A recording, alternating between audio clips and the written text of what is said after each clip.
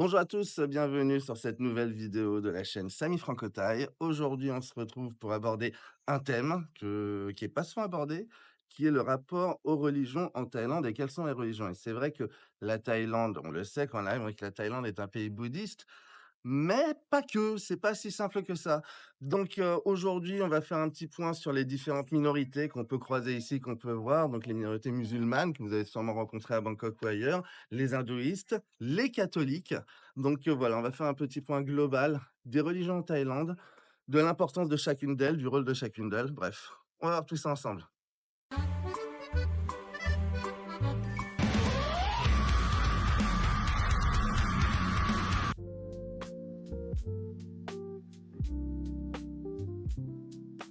Donc oui, quand on arrive en Thaïlande, on entend toujours la même chose, la Thaïlande est un pays bouddhiste et c'est vrai, on le voit un petit peu partout quand vous venez ici, quand vous baladez. Les temples, il y en a autant que des églises en Italie, les écoles, les cérémonies officielles ou même officieuses. Quand on se balade, on peut entendre toujours un petit peu de musique, un peu de chant, des brins, des chants sanscrits.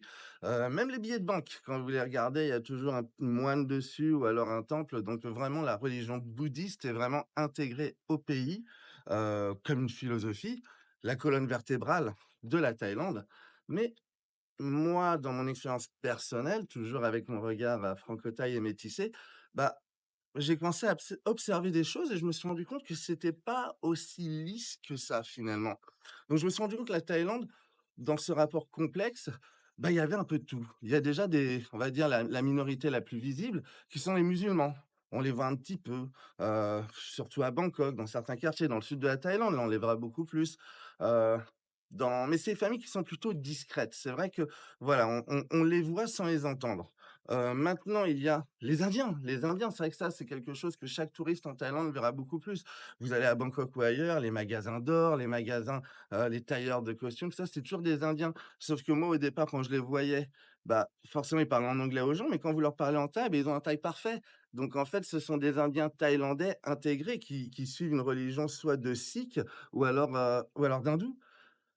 Et en creusant, un jour, j'ai rencontré 2 Thaïs qui sont encore beaucoup moins que ça, ce sont les catholiques. Et en parlant avec eux, on voit qu'ils ont vraiment une vision et puis surtout une position très particulière. Ils sont vraiment dans les postes, on va dire qui ont eu le plus de réussite, des postes de médecins, des postes clés au niveau du gouvernement.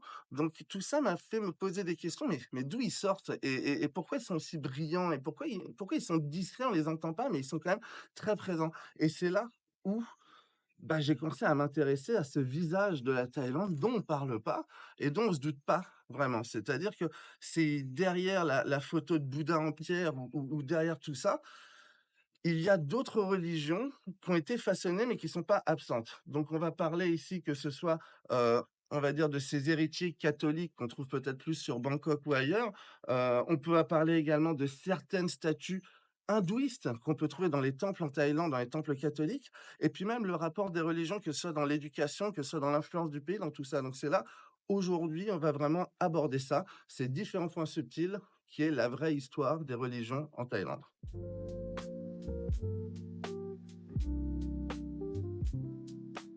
OK, donc en Thaïlande, comme je le disais, le bouddhisme, c'est pas qu'une religion, on va dire une philosophie, mais c'est vraiment une manière de vivre culturelle, une colonne vertébrale pour ce pays qui tient autant qui fait régner le respect, qui fait régner un certain ordre et puis qui tiennent tout. C'est vraiment la base de la structure et de la mentalité thaïlandaise. En Thaïlande, 94 des Thaïlandais se disent bouddhistes. Donc c'est sûr que vu sur cet angle-là, oui, la Thaïlande est un pays bouddhiste. Mais si on regarde un petit peu de plus près, on se rend compte que c'est pas une foi qui est pratiquée comme ailleurs. C'est-à-dire que le bouddhiste ici, bah, chaque famille, chaque personne, il y a une espèce de souplesse, on va dire, si on peut dire ça, une spiritualité sociale. C'est vrai qu'à l'intérieur du bouddhiste, on va voir dans des maisons chez des gens, des statues de Vishnu, des statues de Ganesh, alors que là, on est dans l'hindouisme et plus dans le bouddhisme. Il y en a d'autres qui vont croire au rapport du karma, un peu plus important. Ce que vous faites aujourd'hui va conduire à ce que vous serez demain ou ce que vous aurez demain, plus tard. Il y en a ceux qui croient aux esprits, aux fantômes, c'est encore quelque chose de particulier et ça on le voit, ils sont tous derrière la religion bouddhiste, mais il y a toujours des particularités. Par exemple, on voit très bien, vous avez sûrement dû voir ça si vous êtes déjà venu en Thaïlande, parfois quand on se balade dans des coins, on voit des arbres avec des espèces de tenues de femmes hein, qui sont mis les uns à la suite des autres. Là, c'est encore une autre c'est pas une divinité, c'est une espèce d'esprit du coin que les gens aiment prier et cetera. On verra ça dans une autre vidéo, les fantômes et les esprits. Donc là, un autre exemple qui est assez, frappant, là, c'est très récent. Il y a, une personne à Bangkok qui fabrique avec, des restes de fer, du métal, des espèces de grosses statues de Transformers, des choses comme ça. C'est quelque chose que vous pouvez voir aussi dans les marchés en Thaïlande. Et cette personne-là a commencé à en installer devant chez lui après avoir fini sa statue, sa construction et puis il y a eu un reportage dernièrement où les Thaïs venaient pour faire des offrandes, mettre des fleurs et cetera. Donc c'est vrai que les Thaïs sont bouddhistes de base, mais parfois on a l'impression qu'ils ont tendance à prier un petit peu n'importe quelle divinité. Ça peut être un vieil arbre, ça peut être, comme je vous dis, des esprits ou alors voilà, un transformer même au final. Maintenant, le bouddhisme thaïlandais. Ici, on a un bouddhiste qui est le bouddhiste, Theravada. Donc, c'est le bouddhiste, Sri Lanka, Cambodge, Birmanie, Thaïlande, Laos, qui est le bouddhiste, on va dire, le plus ancien, la forme primaire du bouddhisme. Dans ce bouddhisme-là, il y a vraiment 3 phases et 3 critères qui sont un, le karma. Donc chaque acte a ses conséquences. Donc c'est ça aussi qui permet de tenir les gens et puis d'être des bonnes personnes et donc ce que vous faites aujourd'hui, pas que vous aurez une meilleure vie ou une moins bonne ou encore mieux, vous stoppez la réincarnation. Donc deuxième cas, c'est la réincarnation. On vit, on renaît et on renaît au pire ou au mieux selon ses mérites et la dernière chose est le détachement. C'est-à-dire il faut réduire ses désirs, il faut sortir du cycle des naissances. C'est dans ce cadre-là que la société s'organise, avec les enfants qui apprennent à être polis, les parents qui donnent aux moines et même les criminels parfois qui font des offrandes pour essayer de racheter un petit peu, leurs actes. Dans le bouddhisme, il y a également l'autre courant qui est le bouddhisme Mahayana et celui-là, c'est le bouddhisme qu'on trouve au Vietnam, en Corée, au Japon, en Chine, entre autres, qui a un rapport différent. Déjà, il est plus récent que le bouddhisme Theravada, le bouddhisme thaïlandais et on est dans une approche qu'on va dire un peu plus philosophique. On ne croit pas à cette réincarnation individuelle qu'a le Theravada, là, c'est plus une réincarnation collective. Dans le bouddhisme Mahayana, il y a certaines personnes qui ont atteint un certain éveil, mais qui sont encore là avec nous et qui sont là quelque part pour, nous aider, nous diriger. Donc c'est un rapport plus philosophique avec une réincarnation qui est plus globale, avec des représentants dont le Dalai Lama est plus un représentant du bouddhisme Mahayana. Maintenant, moi, au niveau, bah, de mon vécu personnel, mon rapport avec, la religion déjà, mes enfants jusqu'à cette année, étaient dans des écoles bilingues, mais traditionnelles thaïlandaises et c'est vrai que dans ces écoles-là, bah, mes enfants quand ils arrivent le matin, ils font le wai au drapeau, le wai au portrait du roi et également aux photos ou alors aux statuettes de Bouddha qu'il peut y avoir. Ça, c'était tous les matins.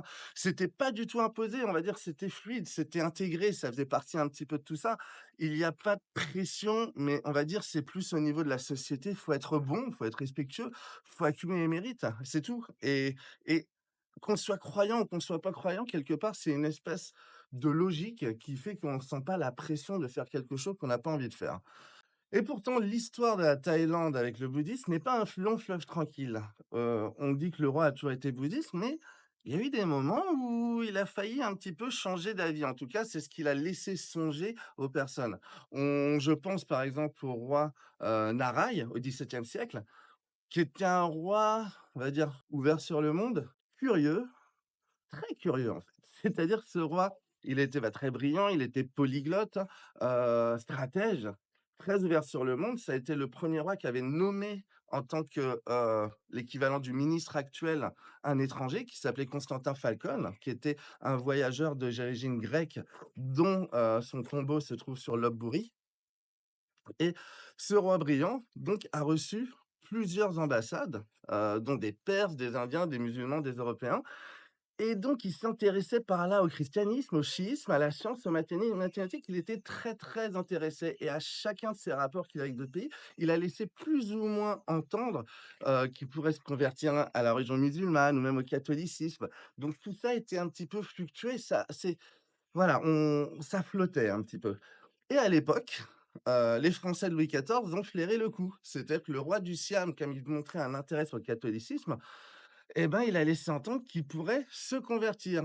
Donc Louis XIV, a flairé le coup et il a envoyé une ambassade de prêtres jésuites et d'ingénieurs pour voir un petit peu ce qu'il voulait et surtout mener une flotte dans le but, de convertir le roi de Thaïlande. À la base, c'était pas ça. Le roi de Thaïlande avait demandé à ce que la France envoie une flotte pour montrer sa puissance et les protéger de la possibilité de colonisation par les Anglais et les Hollandais. Les Hollandais étaient en Indonésie, les Anglais étaient en Inde et puis, en Birmanie et pour montrer qu'ils avaient un appui pour pas se faire coloniser, c'est pour ça qu'ils avaient créé ces relations avec le roi Louis XIV. Mais le roi Louis XIV, quand il a envoyé sa flotte, eh ben, il avait quand même pour idée de convertir le roi de Thaïlande. Pendant un moment, on y a cru que le roi allait devenir. Mais Narai, en bon roi bouddhique, il a écouté, il a observé, il a appris, mais il a jamais franchi la ligne. Donc ça, justement, je vous conseille la trilogie du Faucon du Siam par Axel Elwen, qui est super. C'est-à-dire, c'est un comme un roman de KPDP qui parle de cette période-là. C'est romancé, bien entendu, mais si vous cherchez une bonne lecture, c'est vraiment très, très bien et vous allez apprendre beaucoup de choses. Donc voilà. Il y avait donc, comme je vous disais tout à l'heure, il n'y avait pas que, les catholiques, ils ont aussi accueilli des savants musulmans, des Perses, des conseillers hindous. Bref, ils voulaient pas d'une Thaïlande enfermée sur de ces choses, plutôt une Thaïlande ouverte, qui sortirait de ses dogmes, une Thaïlande curieuse, ouverte, diplomatique et je pense que c'est peut-être ça l'héritage réel du bouddhisme qu'on a ici. C'est-à-dire que on met en avant quand même l'adaptation, la capacité à absorber, à coexister et à composer. Donc aujourd'hui encore, cette souplesse, on la rencontre partout. On va voir un moine ici qui va se balader, mais il a un smartphone à la main. Un politicien qui est censé bah voilà, gouverner le pays et sortir un peu de l'argent, on va le voir faire bénir sa voiture par un brahman hindou tout en se disant bouddhiste. Dans les campagnes, on voit des gens au temple et tout avec des amulettes pas possibles et cette peur qu'il peut avoir des fantômes, des esprits. Donc c'est vrai qu'en Thaïlande, on est bouddhiste Theravada, mais avec un petit peu, une gestion à sa sauce, tout en gardant vraiment, cette base, on va dire bouddhiste, mais qu'on adapte à soi. Donc oui, le bouddhisme est partout, mais il n'est pas fermé. C'est pas une religion qui s'est imposée par la force, mais plutôt quelque chose qui s'est tissé dans la société et surtout c'est dans la tolérance, que la Thaïlande, bah, évolue et gère, et oui, gère sa religion.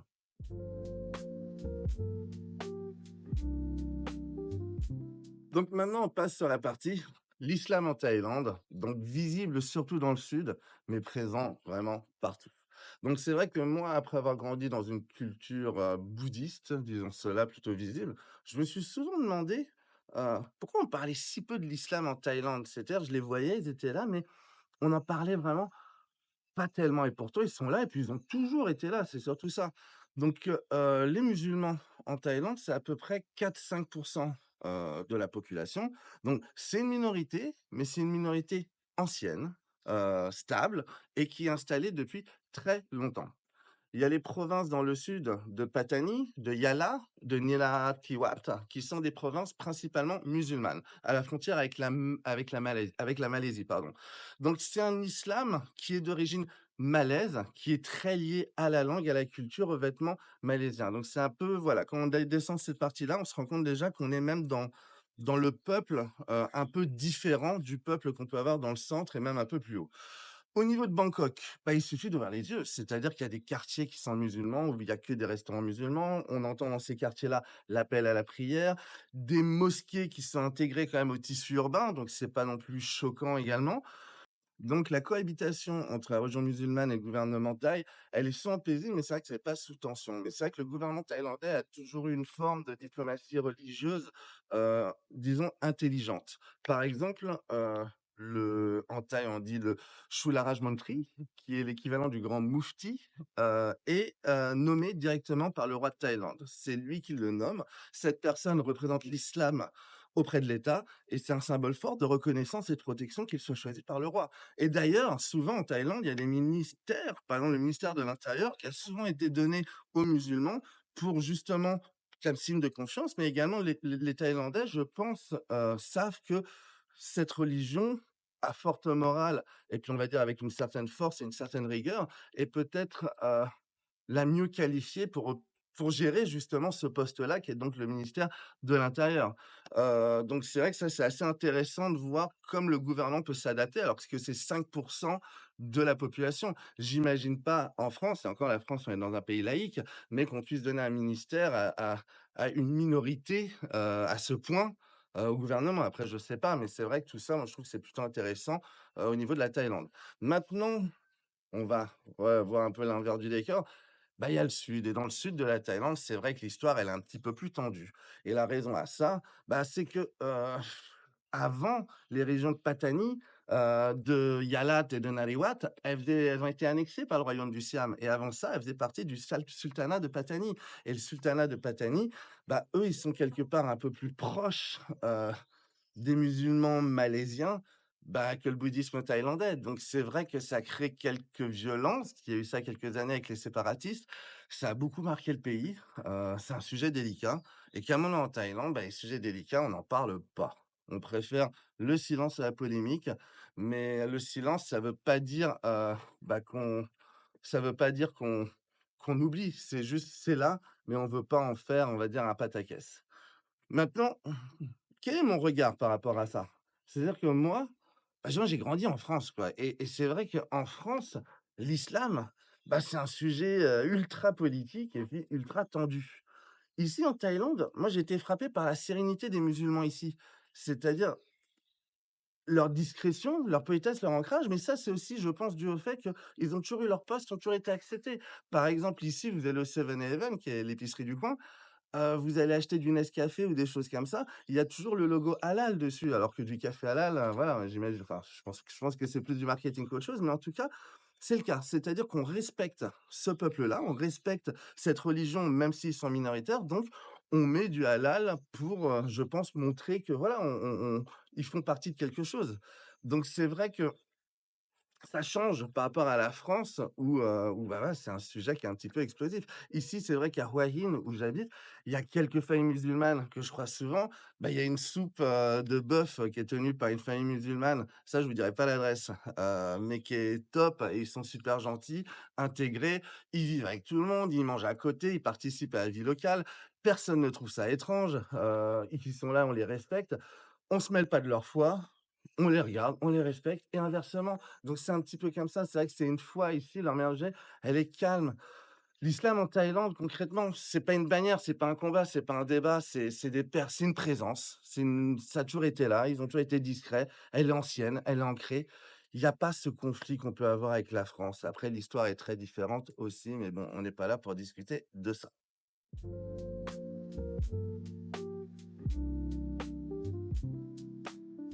Alors, si on a vu que l'islam en Thaïlande était une foi discrète mais ancrée, eh ben, il y a une autre religion, encore plus discrète, hein, qui va toujours intriguer ici. C'est le catholicisme et les catholiques en Thaïlande. Et ça, les chiffres sont assez clairs. Ils sont 0,5 de la population, soit 400 000 personnes sur 70 millions d'habitants. Et pourtant, quand vous baladez ici, bah, vous vous rendez compte, en fait, surtout à travers les écoles, les hôpitaux, les institutions, bah, que la patte catholique elle est quand même pas mal présente et donc moi, à force de voir ça, je me dis: «Tiens, c'est quoi ça, cette minorité qui semble avoir réussi tranquillement, solidement et sans bruit?» Mais en tout cas, ils sont là et puis on le voit vraiment tous les jours. Donc après, bah, me renseigner, m'intéresser, bah, d'où viennent-ils? Bah, il y a eu plusieurs vagues en fait, de catholiques qui sont arrivés ici. Les premiers, c'est les missionnaires européens d'abord, surtout français et portugais, à l'époque d'Ayutthaya. Donc c'est vrai que, voilà, on avait tendance à vouloir convertir un petit peu tout le monde. Ensuite, donc il y a eu les conversions locales de certaines familles thaïlandaises qui ont fait le choix de rester catholiques de génération en génération, ça c'est certaines familles. Des mariages mixtes qui ont fait que les femmes, en épousant des hommes, machin, bah, devenaient, catholiques ou non. Des descendants vietnamiens qui, eux, bah, suite à la colonisation, étaient beaucoup plus, catholiques, que d'autres régions, comme la Thaïlande, tout comme les Laotiens également. Bref, c'est une petite mosaïque de plusieurs raisons, que ce soit les missionnaires, les convertis, les mariages mixtes et cetera. Mais en tout cas, aujourd'hui, ces Thaïlandais-là, bah, ils ont une part entière dans la société avec leur foi, leur réseau, une culture très marquée. Et ça, on le voit très bien surtout dans l'éducation. Il y a un lien très fort entre le catholicisme et l'éducation. Et c'est là que moi, j'ai été confronté personnellement à cette réalité. C'est vrai que mes enfants, depuis cette année, bah, ils sont dans une école catholique et bah, je les ai pas mis pour la religion, hein, c'est pas du tout ça, mais je les ai mis en fait pour, bah, pour la structure, pour l'encadrement, le suivi, le niveau et comme beaucoup de familles thaï d'ailleurs. C'est-à-dire qu'on se rend compte que le nombre de parents bouddhistes qui mettent leurs enfants dans les écoles catholiques. Pas pour se convertir, pas du tout, mais juste parce que c'est des écoles sérieuses, exigeantes, bienveillantes. De toute façon, dans ces écoles-là, quand on regarde, il y a beaucoup enfin non, la majorité des enfants sont bouddhistes, ils ne sont pas catholiques. Moi, ce que j'ai observé en tant que père ici, donc c'est vrai que dans leur école, il y a une croix, oui, il y a des chants, parfois. Il y a un peu de catéchisme pour ceux qui le veulent, mais personne n'impose rien. C'est-à-dire, ils parlent de chaque religion, il y a une explication dans leurs cours, hein. Ils vont parler de la religion bouddhiste, catholique, musulmane, le Coran, l'islam. On est sur une ouverture pour que chacun ait, on va dire, une certaine approche des religions. Mais rien n'est imposé. Mes enfants sont pas baptisés et ils feront pas leur communion. Et personne ne les regarde de travers. C'est-à-dire, c'est comme ça. Ce qui m'a frappé, moi, vraiment, c'est que bah, c'est une religion qui est là, elle est posée, elle est assumée, mais elle est pas envahissante, en fait. Elle a sa structure. Nous, dans l'école de mes enfants, bah, il y a une église au milieu de l'école. Pour Noël, ils font des chants, ils font tout ça, mais elle est c'est rien n'est imposé et beaucoup de Thaïs donc mettent leur enfant là parce que, bah, c'est un peu l'élite, c'est une élite discrète qui petit, petit arrive par ici.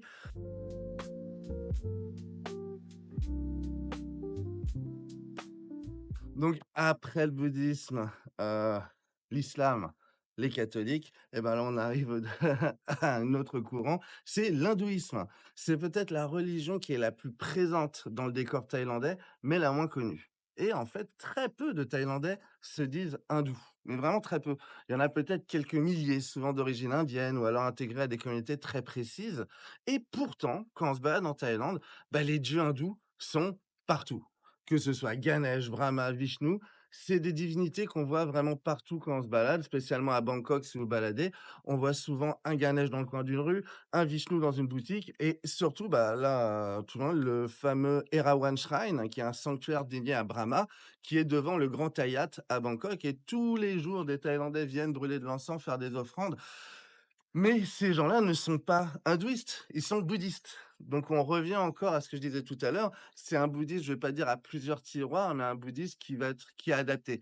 Les bouddhistes qui vont là-bas ne vont pas prier, Brahma, ils vont remercier les esprits, en fait, quelque part. C'est plus dans cette optique-là. En tout cas, vous pouvez demander à n'importe qui là-bas, il y en aura très peu qui se disent hindous.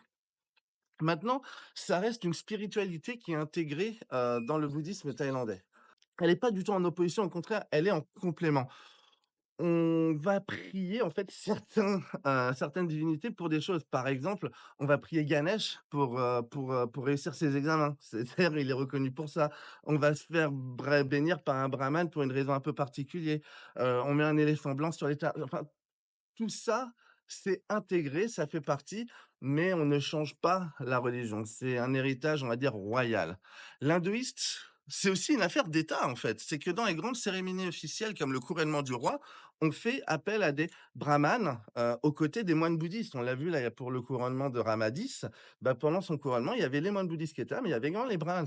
On récite les prières en sanskrit, mais on utilise aussi des objets, rituels hindous parce que là, c'est intéressant, c'est parce que la symbolique, thaï de tout ça, c'est que le roi de Thaïlande, c'est un demi-dieu. C'est une figure divine inspirée du modèle hindouiste. C'est pas comme le Dalaï Lama qui est un chef religieux, qui est un pont entre le terrestre et le monde spirituel. Là, le roi de Thaïlande a ce rapport de demi-dieu et c'est pour ça que là, on va aux origines de la religion, qui est donc le Sri Lanka et l'hindouisme, enfin l'Inde avec ensuite qui est l'Inde. Donc c'est ça, l'hindouisme ici, c'est une esthétique, une énergie, une présence, mais ce qui me fascine, c'est qu'ici l'hindouisme ne revendique rien, n'a rien à revendiquer, ils ne cherchent pas à convertir, ils sont juste là dans la pierre, dans les couleurs, dans les constructions, ils sont là. Et les Thaïlandais, comme souvent, n'en font pas une affaire de foi, ils prennent ce qu'ils ont à prendre et ils remercient quand il y a des choses à remercier sans vraiment mettre des étiquettes aux choses.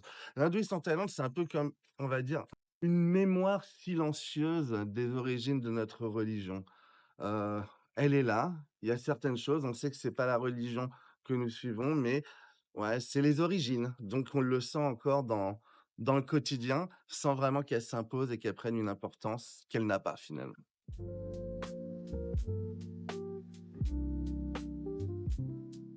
Maintenant, on va voir un petit peu l'école, l'éducation et la religion en Thaïlande, comment tout ça se mêle. C'est vrai qu'en France, bah, le sujet école et religion, il n'est même pas tendu. C'est qu'on est censé être dans un pays enfin, on est dans un pays laïque, donc séparation entre, l'école et les religions. Ici en Thaïlande, c'est presque l'inverse en fait. La religion fait partie du décor scolaire et personne ne crie au scandale. Donc maintenant, dans les écoles publiques thaïlandaises, le bouddhisme est intégré, mais naturellement. C'est-à-dire que, comme je disais un peu plus tôt, moi, ça pendant longtemps, mes enfants étaient dans une école privée thaïlandaise. C'était pas une école internationale, c'était une école bilingue, mais typiquement thaï, avec une ouverture sur l'anglais. Eh ben, le bouddhisme était partout sans s'imposer. C'est-à-dire que mes enfants, quand ils arrivaient le matin, ils faisaient le Wai, et ils étaient devant la statue du roi. Tous les matins, ils faisaient le Wai devant le drapeau, devant la statue du roi, devant des statuettes, de Bouddha et il y avait des images de rois, des maximes sur les murs. Les moines venaient faire des bénédictions à la rentrée scolaire et puis à certaines fêtes bouddhiques. Ils faisaient le, bintabat, qui étaient des offrandes comme ça à l'école. Les moines venaient récupérer tout ça. Mais ça n'avait rien d'endoctrinant concrètement. C'était plus culturel, c'était pas spirituel. C'était au sens occidental du terme, on va dire. C'est évidemment qu'il y avait un truc spirituel, mais c'était pas ça. C'était on n'avait pas besoin d'être bouddhiste pour apprécier ces moments-là. Et surtout, personne n'imposait la moindre croyance. C'était intégré, c'était discret, c'était structurant, mais c'était vraiment culturel, vraiment pas spirituel et heu et ça donnait un cadre, ça donnait une ambiance, une posture. Donc, concrètement, c'est pas une religion quelque part qu'on enseigne à l'école, c'est plus une posture. À l'école, on n'apprend pas la religion, on apprend à être un bon élève dans une société bouddhiste et de là, ce que ça veut dire, c'est qu'il y a certains piliers qu'on apprend à l'école qui est, par exemple, respecter l'autre. Principalement l'aîné, c'est comme ça on respecte les plus vieux. Parler doucement, c'est le contrôle de soi. On en revient à pouvoir contrôler ses émotions et qui est un gage de respect chez les Thaïlandais.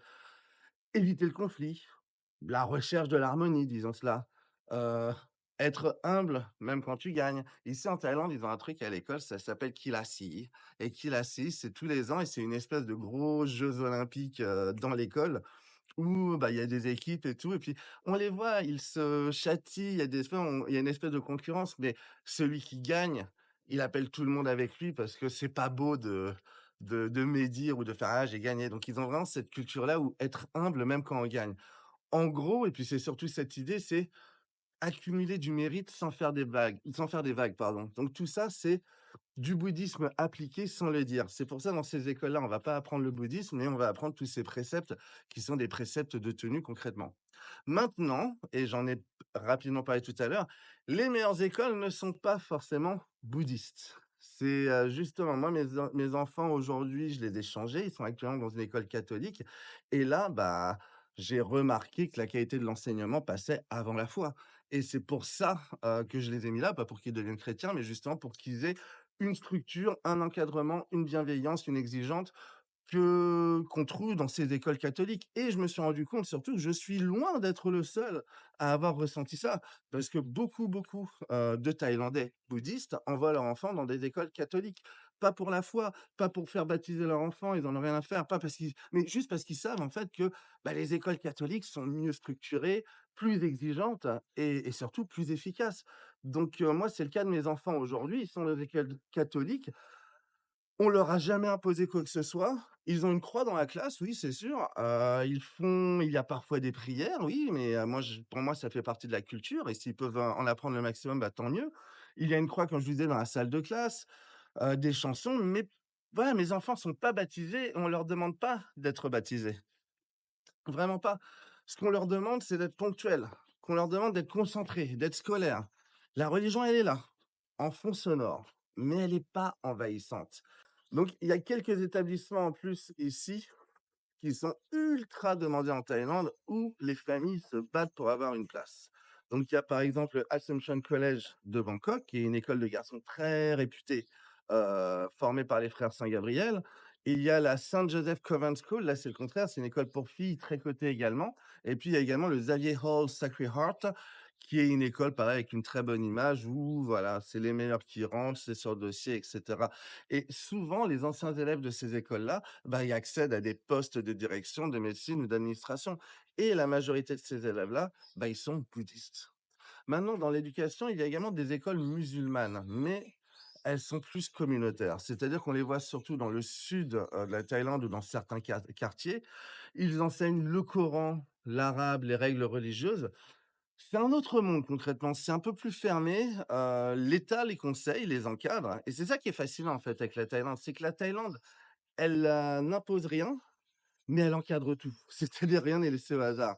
Dans les écoles musulmanes thaï qu'on trouve dans le sud, à Yala ou encore il y en a à Phuket, à Chiang Mai, à Bangkok, ils proposent un enseignement en thaï, avec le programme en thaï, parfois en arabe, parfois en anglais, mais en plus du programme du ministère thaï, il y a un autre programme, un autre enseignement religieux qui est la lecture du Coran, la jurisprudence islamique, l'éthique, la langue arabe. Mais ça, c'est quand même, checké par le gouvernement, c'est-à-dire c'est pas non plus n'importe quoi. Donc comme je disais, la Thaïlande accepte toutes les religions, mais il faut pas que ça fasse de vagues et le gouvernement a quand même un œil là-dessus. Donc dans le système scolaire, on va dire, bah, voilà, il y a chez les musulmans, il y a le système thaï, le curriculum thaï et ils rajoutent à ça le curriculum, de langue arabe.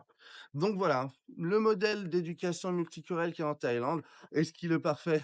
Je pense pas, hélas, mais ça fonctionne en tout cas. Il y a parfois des zones grises, il y a parfois des choses, mais les enfants, de toutes les confessions peuvent apprendre ensemble sans avoir à cacher qui ils sont. Donc concrètement, pour finir sur l'éducation en Thaïlande, moi ce que je vois ici, c'est que les religions dans les écoles, ça divise pas tellement, au contraire, elles structurent, elles donnent une colonne vertébrale, mais elles ne séparent pas et surtout ce que je note moi, c'est que les Thaïlandais, qu'ils soient bouddhistes, catholiques, musulmans ou hindouistes ou quoi, ils font un choix éducatif pour les enfants qui est pas religieux, mais plutôt stratégique. C'est-à-dire, ils vont emmener leurs enfants pour d'un point de vue stratégique, là où ils pensent que l'éducation est le plus appropriée à l'enfant qu'ils ont.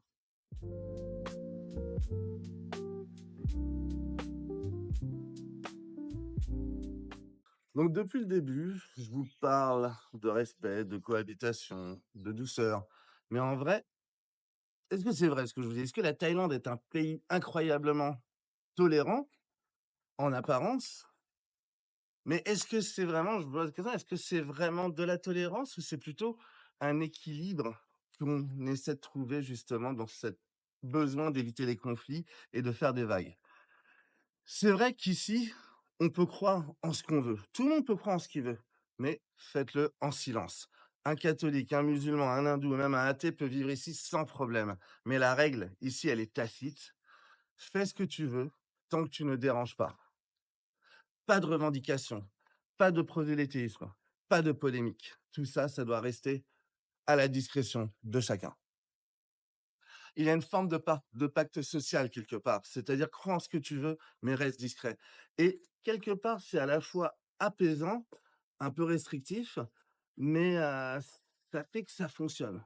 Quelque chose aussi que j'ai pu voir, c'est que, bah, chacun a sa religion, on respecte les religions des autres, mais par exemple, les conversions ici sont pas si bien vues que ça. C'est-à-dire un Thaï bouddhiste qui se convertit à l'islam ou au christianisme, c'est rare et ça crée souvent des tensions dans la famille. Il y a pas un rejet frontal, mais on va dire une espèce de silence pesant, une gêne, une sorte de déception. C'est-à-dire c'est comme si on avait rompu l'harmonie. C'est-à-dire que quand tu es né comme ça, tu grandis comme ça. À part s'il y a des choses particulières, mais changer de religion, c'est pas juste un choix spirituel, c'est aussi un geste social étant donné qu'on est une ça correspond à l'identité dans laquelle on est dans la société.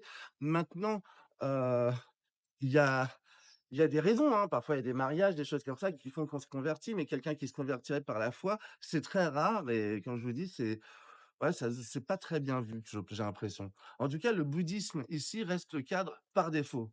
Même quand on est dans une école catholique, même quand on est musulman, le bouddhisme reste en toile de fond, on est en Thaïlande. Les jours fériés sont bouddhistes, les cérémonies publiques sont bouddhistes, les discours officiels sont mêlés à des références bouddhisme. C'est pas agressif, mais c'est omniprésent et il y a une ligne à ne pas franchir. Ici, on peut en libre, mais on ne fait pas de bruit. Vous ne verrez pas de débat public sur la religion. Vous ne verrez pas de clash entre les communautés. On verra aussi qu'on essaie d'éviter certains sujets. Si on sent que ça peut s'embraser, on laisse tomber. Les médias ne parlent pas de tensions interreligieuses. Les écoles n'organisent pas des questions sur les croyances. Parce qu'ici, le mot d'ordre, c'est l'harmonie avant la vérité. Et c'est peut-être ça la vraie nature de la tolérance. Parce que c'est pas une tolérance à l'européenne fondée sur le débat, le droit à la confrontation, c'est une tolérance à la taille comme on essaie de voir depuis le début. Ici, tu fais ce que tu veux sans déranger les autres. C'est doux, mais c'est un peu fragile, c'est vrai, parce que si quelqu'un pousse trop fort, les défis bah, peuvent vaciller. Donc c'est pour ça que c'est voilà, à prendre avec des pincettes tout ça. En tout cas, la Thaïlande, c'est pas un pays de religion en guerre, c'est un pays où les croyances cohabitent avec les gens et comme les gens en respectant les codes, pardon, en gardant la face et en évitant le conflit. C'est une tolérance élégante, silencieuse, mais qui repose sur un équilibre subtil. Et dans cette cohabitation, bah, chacun trouve sa place, à condition de ne pas essayer de prendre celle des autres.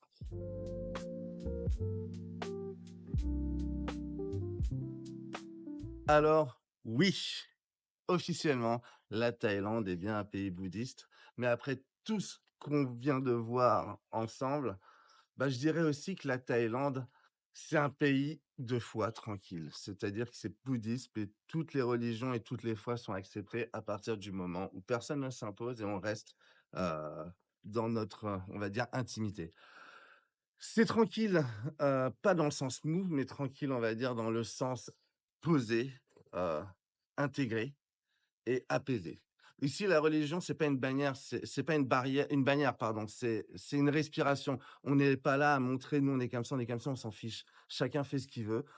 Parler d'une religion différente, ça intéressera tout le monde, mais après voilà, faut pas faire de zèle, faut pas faire de vagues parce que, bah, ça intéresse pas, c'est pas le but de tout ça. Ici, vous avez vu la religion, le bouddhisme est partout dans les écoles, dans les maisons, dans les cérémonies, mais elle s'impose pas, elle s'accompagne, elle donne un cadre, un rythme, elle permet de structurer la société. Un silence aussi, c'est pas une religion qu'on débat à la télé, c'est une religion qu'on vit au quotidien, dans un geste, un regard, une offrande, un respect, c'est oui, c'est quelque chose de très intime, mais qui fait partie vraiment du quotidien de tout Thaïlandais et le vrai miracle thaïlandais concrètement, c'est peut-être ça en fait. C'est pas l'économie, c'est pas le tourisme, c'est cette capacité à faire cohabiter des foi différentes sans qu'elles aient besoin de s'expliquer, de s'opposer ou de se justifier. C'est sûr, c'est pas un modèle parfait, hein, mais c'est un équilibre et ça tient et c'est peut-être ça que tant d'étrangers pour ça pardon, que tant d'étrangers se sentent bien ici parce que puis ici personne ne vient leur demander: «À qui tu crois? Comment tu fais?» seulement: «Comment tu vis?» non, on s'en fiche, c'est: «Venez et ici on vous prendra tel que vous êtes, quoi qu'il arrive». Moi, toujours dans mon regard personnel, c'est vrai que, bah, moi je suis né entre 2 mondes comme vous le savez, la France et la Thaïlande. Moi, ce que je vois ici, j'ai toujours eu, on va dire, cette, intimité avec la religion bouddhiste, même si en France, j'ai eu cette éducation également catholique par les écoles et puis le catéchisme et cetera. Ici, on peut croire en ce que vous voulez. On peut croire en Dieu, on peut croire en Bouddha. Chacun fait ce qu'il veut et ça reste à la maison. Tant que tu respectes l'autre, tu seras respecté et ça, je dirais que c'est le le mot d'ordre, du rapport thaï avec la religion. Donc voilà, tu peux croire en ce que tu veux, mais voilà, tu gardes ça pour toi et c'est peut-être pas plus mal. Moi, je pense pour clore un petit peu, tout ce qu'on s'est dit, moi, je dirais que la Thaïlande, on va dire oui, c'est vrai, la Thaïlande est un pays bouddhiste, oui. Mais je dirais qu'au fond, c'est surtout un pays où chacun prie à sa manière et surtout où personne ne prie plus fort que l'autre. Et je crois que ça représente pas mal la vision de la Thaïlande et surtout comment les religions sont vues ici. Donc voilà, c'était à mon regard sur les différentes religions en Thaïlande. Si ça vous plaît, ou en tout cas si ça vous parle, n'hésitez pas à vous abonner à la chaîne Samy Francotaille. Je vous partagerai toujours mon approche et mon regard différent sur la Thaïlande, ce regard métissé. Ici, on est au Wat Khao Kai Lat. Wat, ça veut dire temple. Khao, ça veut dire montagne. Et après Kai Lat. Donc, dès que vous entendrez Khao, ça veut dire que le temple est sur la montagne. Ce temple-là est situé à Hua Hin, sur Krath Takiap. Il offre une super vue sur la mer, sur la ville. C'est un vrai petit labyrinthe. C'est-à-dire quand vous montez, vous êtes dans la nature. Venez faire un tour, c'est super. Je vais vous mettre dans la description plus de détails concernant le temple si vous voulez en savoir plus. En tout cas, n'hésitez pas à venir. C'est un super endroit, très zen, très posé, situé dans le centre de Wayne.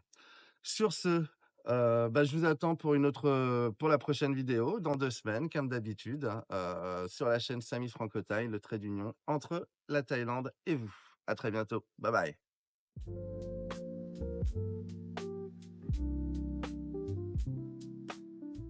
Donc voici, là, on est toujours dans le même temple, hein. Là, juste derrière, on a ce qu'on appelle Akuti. Il s'agit en fait, du logement des moines, qui vivent ici dans le temple. Et là, comme vous pouvez pouvoir dans ce à côté là, il y a peut-être la meilleure vue qu'on peut avoir sur Hue sur l'océan. Donc voilà, ce sont le type de logement dans lesquels vivent les moines dans les temples.